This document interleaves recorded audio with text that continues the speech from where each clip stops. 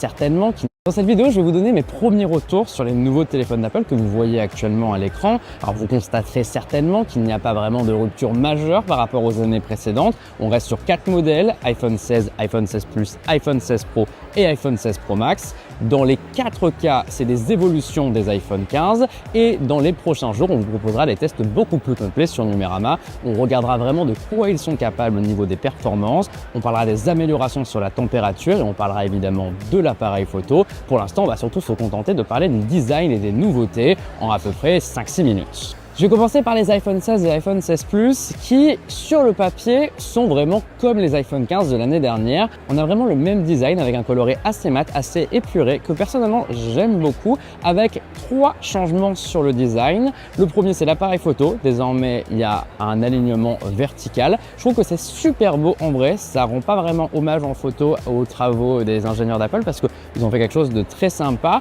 Et on va avoir sur le côté le bouton action qui est un bouton personnalisable qui remplace le bouton pour passer en mode silencieux et à droite le bouton de caméra contrôle, mais ça je vais vous en parler dans un instant. Les iPhone 16 et iPhone 16 Plus, ils évoluent pas au niveau de la taille, c'est la même chose qu'avant, 6,1 et 6,7 pouces. Du coup, on n'a pas besoin de vous dire qu'on a du mal à saisir une très grande différence par rapport à l'année dernière. Maintenant, là où il y a quelque chose de très intéressant, c'est au niveau des performances. En fait, c'est comme si on passait de l'iPhone 15 à l'iPhone 17 directement parce qu'on a 2 générations sautées d'un seul coup. Jusqu'à maintenant, Apple avait pris l'habitude de mettre la puce de l'année dernière dans ses nouveaux iPhones et la puce de la nouvelle année dans les iPhone Pro. Et là, avec l'intelligence artificielle, ils n'ont pas le choix, ils sont obligés de créer une nouvelle puce. Donc on a la puce A18 qui est optimisée pour l'IA, disponible sur les iPhone 16 en plus des iPhone 16 Pro. Cette puce, elle permet de réaliser plein d'opérations en local pour l'intelligence artificielle. C'est plutôt cool, notamment la possibilité de supprimer des gens d'une photo, mais on demande à voir parce que pour l'instant c'est pas disponible en France, ça va même être bloqué dans l'Union Européenne au lancement, donc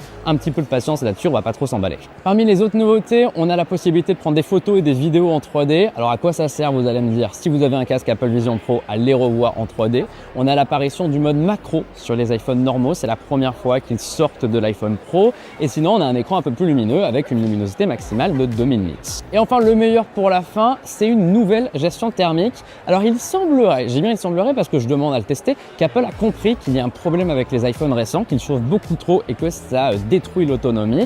Et donc là, ils ont changé la conception interne de l'appareil. Il y a une nouvelle manière de dissiper la chaleur. Donc si tout va bien, même quand on jouera, même quand on sera en train de prendre des photos au soleil, on aura normalement un téléphone qui ne sera pas bouillant. Je croise les doigts. Et on arrive donc aux iPhone 16 Pro et iPhone 16 Pro Max qui ont un tout petit peu plus de nouveautés, même si on est dans la continuité de ce qui se faisait avant. La principale différence, c'est les tailles. Ils sont un peu plus grands. Ça fait longtemps qu'Apple n'avait pas agrandi la taille de ces iPhones. On passe de 6,1 à 6,3 pouces sur le petit modèle et de 6,7 à 6,9 pouces sur le grand modèle. En main, moi j'aime beaucoup. J'ai pas du tout l'impression qu'il est plus grand. Par contre, c'est vrai que les bordures sont extrêmement amincies. Je trouve que ça rend vraiment hommage au design de l'iPhone. Personnellement, j'aime beaucoup l'évolution, même si c'est vrai qu'il n'y a pas le côté aussi cool qu'avec les autres iPhone 16 au niveau des couleurs.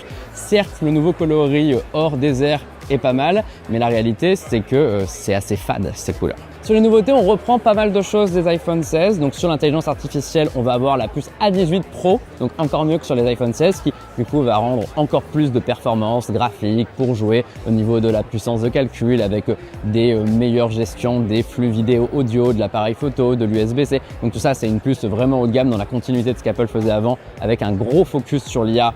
Encore une fois, on en reparlera quand ça sera dispo en France. On a aussi la nouvelle manière de gérer la température. Là aussi, ils ont réagencé l'intérieur. Apple promet que l'iPhone 16 Pro Max est l'iPhone avec le plus de batterie de l'histoire. Franchement, j'espère que c'est vrai parce qu'aujourd'hui, le 15 Pro Max, il était vraiment moins bon que l'iPhone 15 Plus. Donc peut-être que cette nouvelle gestion de la température va améliorer l'autonomie. Et c'est surtout au niveau de la photo qu'Apple fait un maximum d'efforts. Donc je vais enfin vous parler de ce bouton caméra control qui est disponible sur les iPhone 16 et aussi sur les iPhone 16 Pro. Donc en fait, le concept, il est assez simple. On a un bouton dédié à l'appareil photo. Donc vous appuyez dessus, ça lance l'appareil photo. Vous appuyez dessus une première fois, ça prend une photo. Vous restez appuyé dessus longtemps, ça prend une vidéo. Vous cliquez légèrement dessus, il y a les réglages qui apparaissent. Vous allez pouvoir zoomer, par exemple, changer d'appareil photo avec le tactile sur le bouton. Le rendu il est assez cool, c'est pas mal, notamment pour les personnes qui aiment bien se prendre en photo avec le téléphone de dos, de loin, pour justement avoir la meilleure qualité possible. Je pense que c'est une fonction qui risque d'être copiée assez vite par les autres, j'étais pas convaincu avant. Après l'avoir essayé quelques minutes, moi j'aime bien et je pense que maintenant mes photos je vais les prendre avec ce bouton sur iPhone. Autre changement, l'appareil photo ultra grand angle, on passe de 12 à 48 mégapixels. Excellente nouvelle pour celles et ceux qui se sont déjà fait avoir en passant sur l'ultra grand angle par erreur et en ayant une qualité absolument horrible, notamment en vidéo. Et l'arrivée d'un mode cinématique 120 images par seconde. Alors à quoi ça sert? À faire des ralentis époustouflants, il pleut, vous êtes en train de faire un plongeon, vous allez avoir une image d'une beauté inouïe avec un effet ralenti. On peut passer d'un mode à un autre facilement. Il y a des nouveaux styles photographiques qui permettent de régler un petit peu la colorimétrie de l'image dans les réglages. C'est plutôt pas mal. Là aussi, on se destine vraiment quand même à un public très pro. Il y a aussi une nouvelle option pour le mixage sonore. Ça, c'est vraiment un détail, hein. On le testera plus tard. Mais pour l'instant, ce que vous avez à retenir, c'est que sur le design, c'est un petit peu plus grand. Ça ressemble aux anciens iPhones. Le bouton capture, il est vraiment pas mal.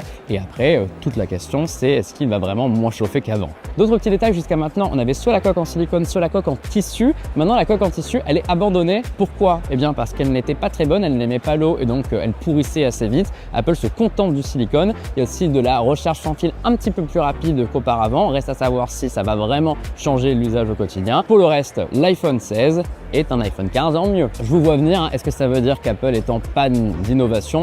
Je pense pas. En fait, il faut vraiment prendre en compte qu'une marque comme ça résonne sur 3-4 ans et que dans leur idée, la personne qui va acheter l'iPhone 16 n'est pas celle qui possédait l'iPhone 15, ni l'iPhone 14, ni l'iPhone 13. Donc en fait, si vous passez du 12 au 16, vous allez avoir vraiment beaucoup de nouveautés. Par contre, c'est vrai qu'en tant qu'utilisateur du 15 Pro Max depuis un an, là, le 16 Pro Max, je le trouve pas vraiment impressionnant. Je demande à être surpris avec l'IA, avec les photos, avec ce bouton caméra contrôle, mais ça, on en reparlera dans les prochains tests. Et c'est vrai que le truc que j'espère le plus qui va changer le quotidien des utilisateurs d'iPhone, c'est une meilleure autonomie, une meilleure gestion de la température. Bon, sinon, tant que je suis là, j'en ai profité pour voir les nouvelles Apple Watch. Les rumeurs annonçaient 3 nouvelles Apple Watch. En fait, il n'y en a eu qu'une, l'Apple Watch Series 10, qui a un design plus fin, un écran bord à bord, qui est plus grande que l'Apple Watch Ultra. C'est un petit peu rigolo.